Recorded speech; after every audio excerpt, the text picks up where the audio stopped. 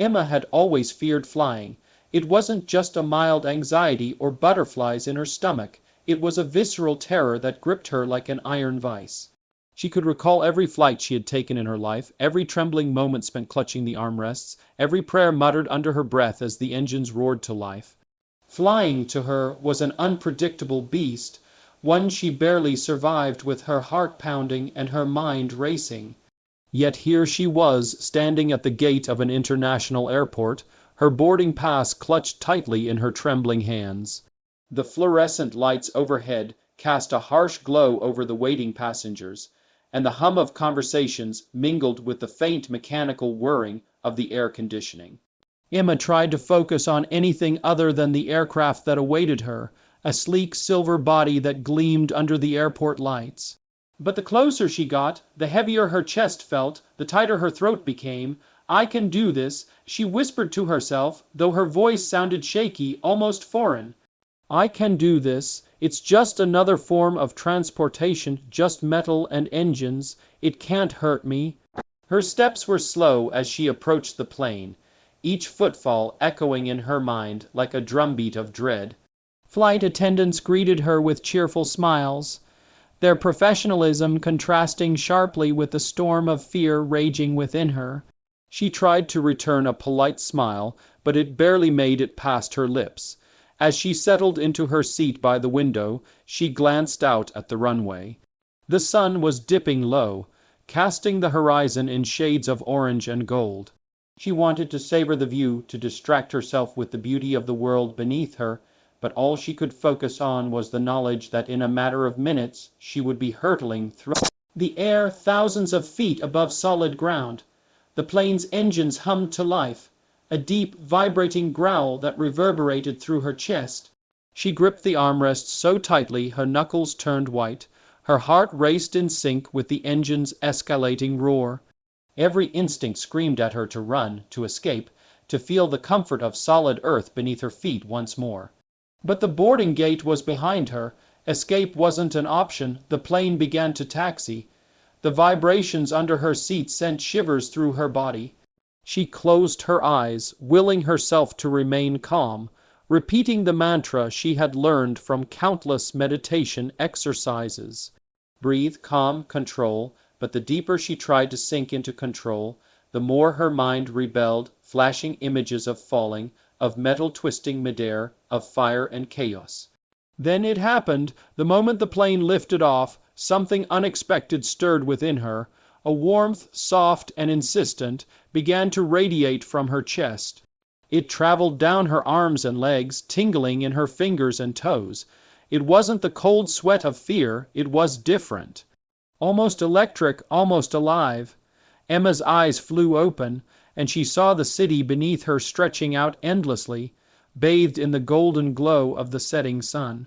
For a fleeting moment she didn't feel fear. She felt weightless, her breath caught, and she blinked rapidly, unsure if her mind was playing tricks. She looked at the seatbelt across her lap, the tray table in front of her, the other passengers who were obliviously chatting and scrolling on their devices. Everything was normal, everything was grounded, and yet something inside her whispered that nothing was as it seemed. The tingling sensation intensified. Emma's fingers hovered above the armrests without her consciously moving them. Her body felt lighter, as if gravity had loosened its grip. She tried to force herself to move, but even the smallest shift caused her to float slightly above the seat. Panic flared immediately, but it wasn't the fear she was used to. It was an astonished, almost reverent shock. "Am I flying?" she whispered, her voice trembling. Her mind raced. "No, this can't be real. This is impossible." But her senses betrayed her. She could feel the airflow against her skin, the faint sway of the cabin as the plane leveled at cruising altitude. She looked around. The passengers were staring now, some gasping, some frozen in disbelief. Flight attendants had dropped their trays, eyes wide with shock. The hum of the engines suddenly seemed like a melody she could harmonize with, and then she rose higher, instinctively, cautiously. She floated above her seat, her eyes wide with wonder and fear. The plane jolted slightly, and instinctively she guided herself back toward the floor, stabilizing her movement. Every second was a delicate dance between awe and terror. Somehow, she found herself moving toward the cockpit. The door, usually a boundary between passengers and pilots, now seemed like an invitation. The pilots turned at the sight of her floating figure. The older co-pilot blinked, rubbing his eyes as if he were hallucinating. I don't know how this is happening," Emma stammered, her voice shaking but filled with an odd clarity. I can feel the plane, I can feel it." The plane shuddered violently, sending a jolt through everyone inside. A warning light blinked red. The engines sputtered. A panel erupted in sparks. Panic surged through the cabin. Emma's chest tightened, but this time it wasn't fear. It was focus. The warmth that had awakened in her chest earlier now surged like a river, spreading strength through her limbs. She instinctively raised her hands toward the controls, though she barely touched anything, and then, almost miraculously, the plane stabilized. Passengers gasped, flight attendants whispered prayers under their breath, the pilots stared at her, mouths agape. Emma herself could hardly comprehend what had just happened. She felt the plane's engines respond to her, the vibrations of the wings, the airflow over the fuselage, all like an extension of her own body. She had calmed the plane. The rest of the flight passed in a blur of wonder and disbelief. Emma didn't sit back down. She hovered, learning, feeling, understanding. Every dip of the aircraft, every turn in the air, every subtle vibration became her rhythm. And somewhere deep inside, a seed of courage began to sprout. By the time the plane began its descent, the sun had dipped completely below the horizon, and the city lights twinkled like a constellation of stars below. Emma guided herself gently back to her seat. She buckled herself in, though she felt almost as if the seatbelt was unnecessary. The other passengers stared at her. Why? Died whispers traveling from row to row. When the plane touched down safely, the applause that erupted from the cabin sounded surreal. Emma's legs trembled, not from fear this time, but from the incredible weight of what had just happened. She had faced her worst fear, not through avoidance or logic, but through something far greater, something inexplicable. She had flown, and not just in the plane. She had flown through her fear. Stepping off the aircraft, she felt a strange calm settle over her. The airport lights felt warmer somehow, the noise less jarring. People brushed past her, carrying their luggage, absorbed in their own lives, unaware that something miraculous had just occurred. Emma walked forward slowly, savoring each step.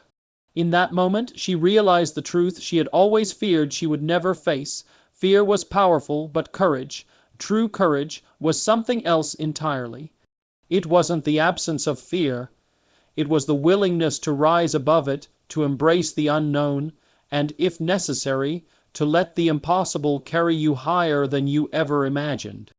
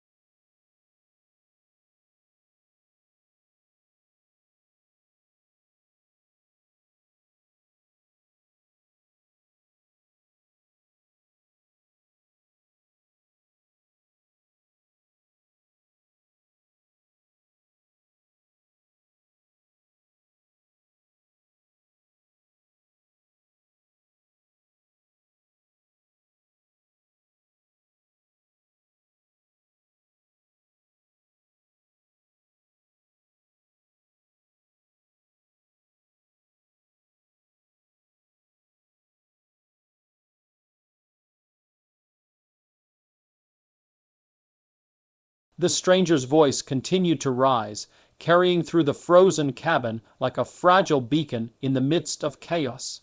Rachel couldn't move fast enough toward him, but every step she took felt heavier, as though the air itself resisted her motion.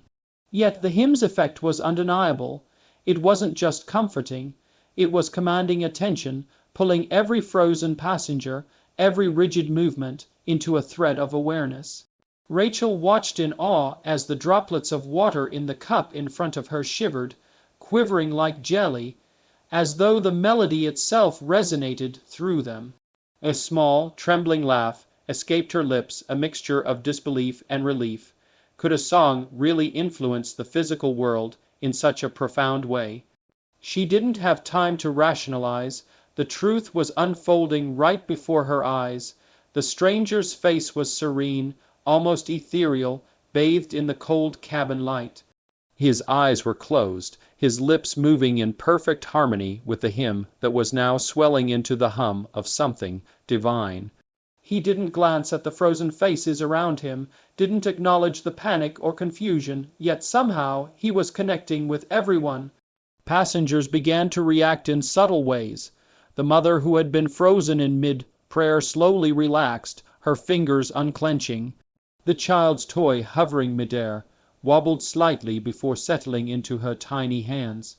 The man across the aisle, whose water had been suspended like a glittering halo, exhaled in a slow, shivering release, droplets falling to the cup with soft plinks.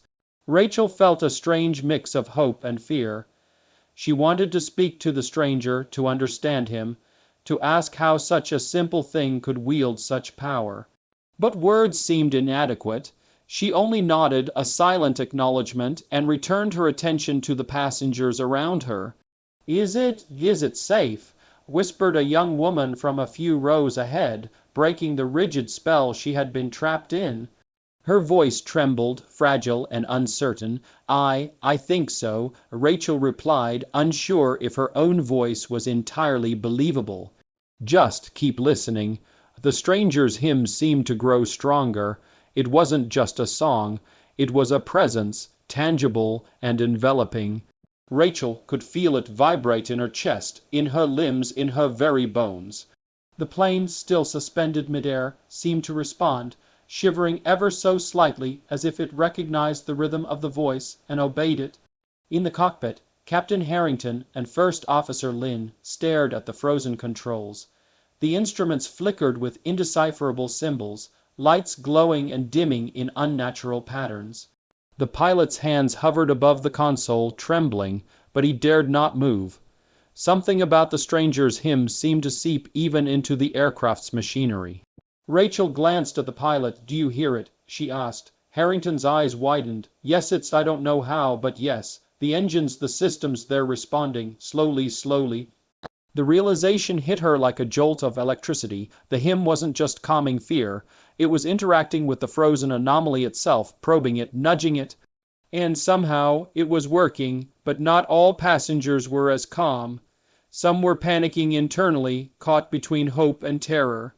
A man near the emergency exit slammed his fists against the seat in front of him, groaning, a mixture of frustration and disbelief. Rachel moved toward him, urging him gently to sit, to breathe. "It's okay," she whispered. "Listen, just listen." The man's eyes were wild, but the tune reached him anyway.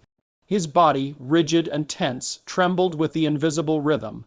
Slowly, very slowly, he sank back into his seat, tears forming in the corners of his eyes. Minutes, hours, time had lost all meaning, passed as the hymn wove through the cabin. The passengers were no longer entirely frozen. Movement returned in hesitant bursts. A hand twitched here, a shoulder relaxed there. Even the air itself seemed to regain subtle motion, a whisper of circulation through the once suffocating stillness. Rachel moved closer to the stranger, drawn by the almost hypnotic pull of the hymn. He was middle-aged, with graying hair and a calm, weathered face. There was something about him that radiated a quiet authority, not of rank but of inner strength. "Who are you?" she asked softly, leaning close enough for him to hear. He didn't open his eyes, just someone who remembers. He said simply, his voice when he spoke carried the same resonance as the hymn, as though even his words had weight. "Remembers what?" Rachel pressed, though a part of her feared the answer. He smiled faintly, eyes still closed. That even in stillness hope can move mountains or plains. Rachel shivered, partly from awe and partly from the surreal truth of his words. She glanced around. The hymn had slowed the panic, yes, but the plane was still suspended, frozen mid-air, still at the mercy of some invisible force. The stranger's song had started the process, but it was far from over. Can you make it stop?" she asked, her voice trembling. He opened his eyes this time, clear, steady, unwavering. "I can only guide it. You all of you must let it in, trust it, believe in the song, in each other, in the rhythm of life itself. That is what unfreezes the world." Rachel realized that it wasn't just a hymn. It was a call to faith, to unity. Each passenger had a role, whether they understood it or not. Fear alone would not allow them to move. Only a collective acceptance, a surrender to hope, could lift the invisible chains that bound the plane. She took a deep breath and looked around. "Everyone," she said firmly, "listen, just listen, feel it, don't fight it." Some passengers obeyed immediately, closing their eyes, letting the melody fill their consciousness. Others hesitated, frozen in skepticism. Rachel moved among them, encouraging, guiding, her own fear tempered by determination. The stranger's voice continued, unwavering, threading through every corner of the cabin, and then it happened. A subtle shift in the atmosphere. The suspended droplets of water in cups began to descend, slowly at first, then with increasing speed until gravity seemed to reassert itself. A magazine fluttered from a passenger's lap and landed on the floor. The plane itself groaned, a low, metallic sound, as though awakening from a long slumber. Rachel's heart leapt. She could feel the tension in the fuselage decrease. The hymn was working.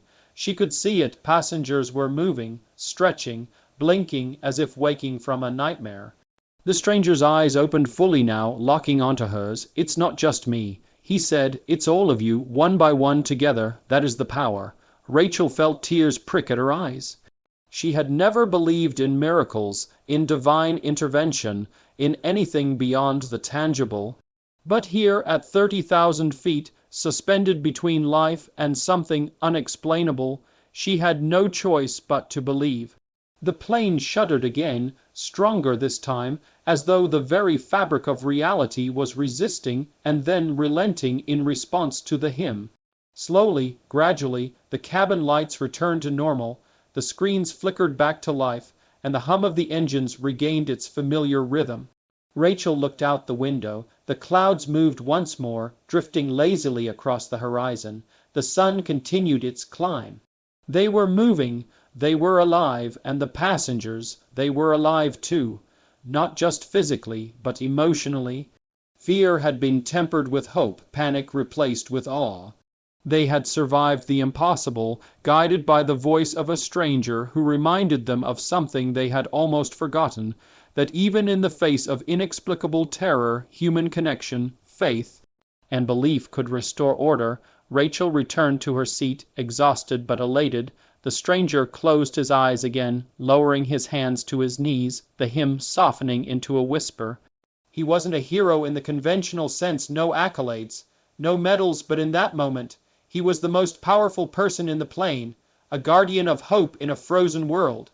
Captain Harrington's voice returned over the intercom, steady and professional, though his words carried the weight of their shared trauma. "Ladies and gentlemen, we are resuming normal flight. Please remain seated as we regain altitude and course. We appreciate your patience." The cabin erupted in quiet murmurs, relief washing over everyone. Rachel exhaled, feeling the tension drain from her body. She looked at the stranger one last time. He gave her a faint nod, eyes closed, a small smile playing on his lips. Rachel realized that no one on the plane would forget this day. Not the frozen stillness, not the fear, not the miraculous hymn that had saved them. It was a moment suspended in time, a shared miracle, and a reminder that sometimes the simplest gestures, A song, a voice, a belief, could move forces far greater than oneself. And above all, Rachel knew this, the world had frozen, and a stranger's hymn had saved everyone. For the first time since the anomaly struck, there was movement, real, fluid, natural movement. The hum of the engines returned, the overhead lights regained their soft glow, and the cabin air began circulating again like a living thing waking from an unnatural sleep. Passengers cried, laughed shakily, hugged each other, or touched their own arms to confirm that they were, in fact, still alive. For a few breathtaking moments, relief washed over the plane like a warm, cleansing wave. But the moment passed quickly. Too quickly. Rachel noticed it first. The window beside her seat flickered just once, like a glitch in a digital image. She leaned forward, frowning. Outside, the clouds drifted normally until they didn't. One cloud froze. Not gradually this time, instantly. One moment it moved, the next it was perfectly still. Her stomach churned. She looked farther, another cloud froze. Then another, then a patch of sky, then part of the horizon. The world outside was glitching. It was as if reality were skipping frames, alternating between motion and stillness in stuttering, unnatural jolts. Rachel's eyes widened. No, no, no, no, not again. 3 rows ahead. A passenger screamed. The plane dipped hard, so suddenly that passengers slammed against their seatbelts. Gasps, shrieks, and cries erupted in waves. The overhead bins rattled. Oxygen masks trembled in place, though they didn't fall. Ladies and gentlemen, brace just momentary. The pilot's voice stuttered like a broken recording. The plane lurched a second time, more violently. Some passengers hit their heads against seats. The aisle lights flickered wildly. The stranger, who had stopped singing, opened his eyes. He frowned. Rachel hurried toward him, stumbling as the plane jolted. What's happening again? You fixed it. I thought you fixed it.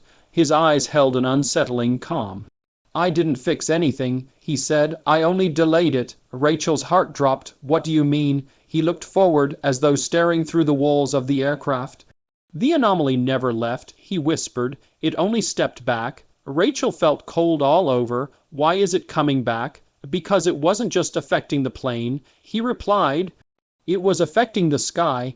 The lights flickered again, the plane tilted sharply, and oxygen masks dropped with a violent clatter, dangling like limp marionettes. Passengers screamed, grabbing the masks. Babies wailed. A man sobbed uncontrollably. A flight attendant shouted instructions, voice cracking. Rachel grabbed a mask and slipped it over her face, but her eyes never left the stranger. Tell me what we're dealing with, she demanded. What is this anomaly? He hesitated, then spoke softly. Something that should not exist. A fracture, she echoed. In what? Space-time, in everything, he said simply. Before Rachel could respond, the intercom crackled violently. Mayday, Flight 87 losing lift. Controls freeze-ing again, request assist Ank, the message cut out. Then the engines died, not slowly, instinctively, terrifyingly instantly. The plane dropped like a stone. Dozens of passengers screamed in unison. Some lifted off their seats as gravity lagged behind. Loose items floated momentarily before slamming back down. Rachel's ears filled with roaring silence, an impossible sound that made her blood run cold. The stranger closed his eyes again. He began to sing, not softly this time, with urgency, with force. His hymn surged through the cabin like a wave of pure resonance. It vibrated through the seats, the cabin walls, the passengers' bones. Every note carried weight and meaning, like an echo from another world.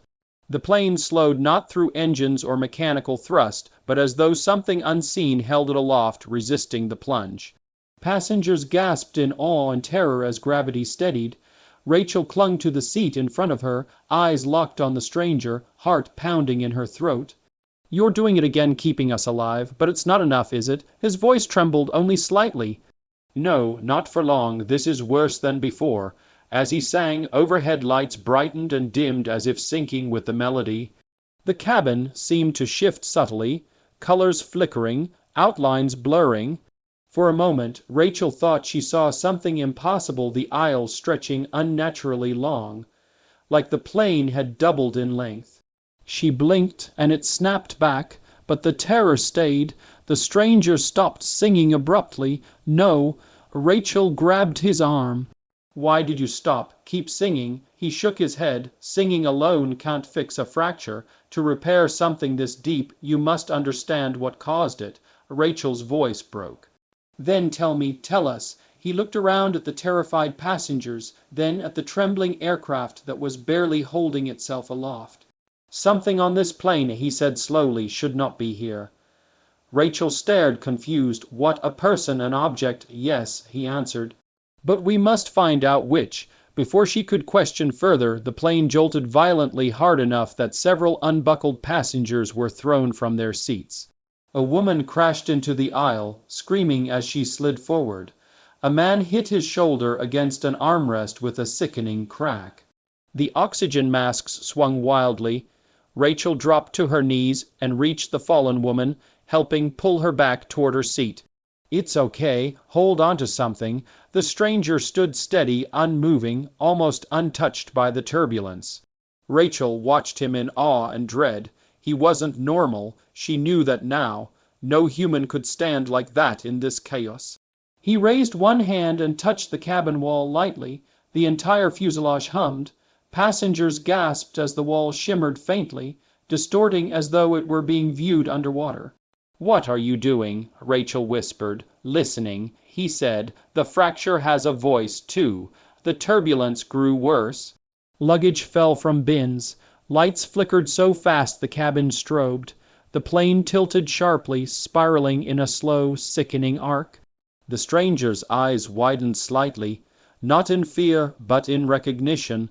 I know what caused it, he said.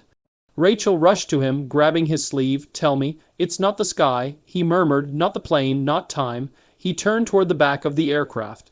It's a soul. Rachel froze. A soul one that has been displaced, one that does not belong to this world anymore. Her breath caught. Goosebumps crawled up her arms. Are you saying someone on this plane is dead? Worse, he whispered. Someone on this plane wasn't meant to exist at all, a presence from a time that no longer exists. What does that even mean? She gasped.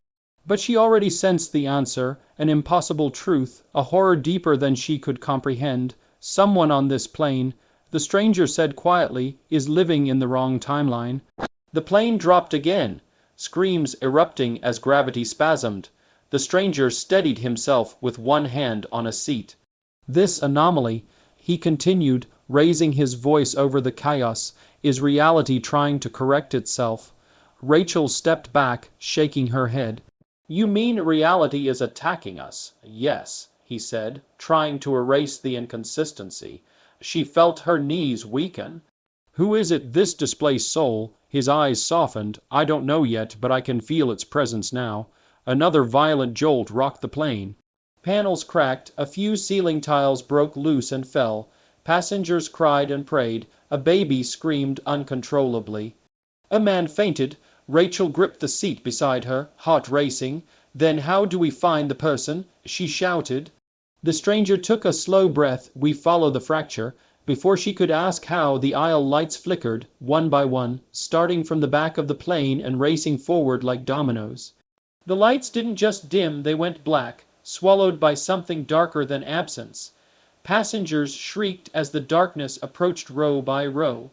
It wasn't just shadow, it was a presence, cold, heavy, hungry. The stranger stepped forward, facing the oncoming void.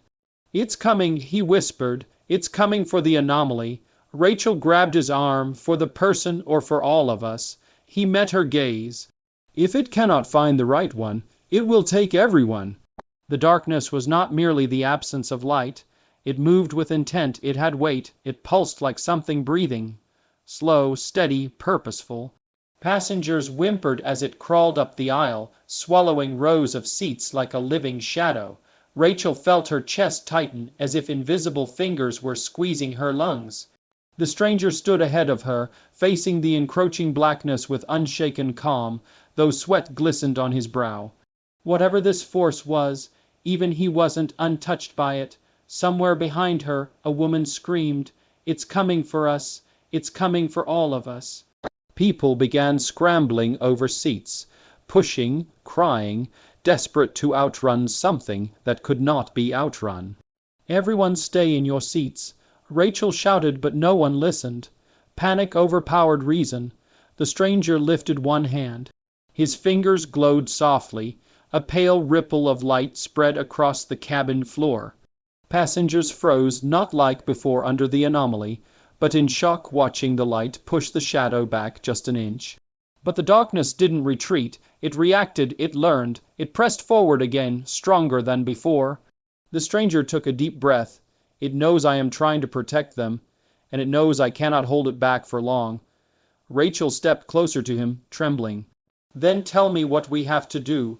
He didn't look at her. He stared into the shadow, into the void. His eyes softened, almost with sorrow. "The displaced soul must reveal itself," he said softly. "Only then can the sky release us." Rachel swallowed. "But how do we find them?" He turned to her. "We don't. They must feel the truth. They must remember what they are or aren't." The plane groaned violently. The fuselage stretched unnaturally, the shape bending like a metal spine forced out of alignment.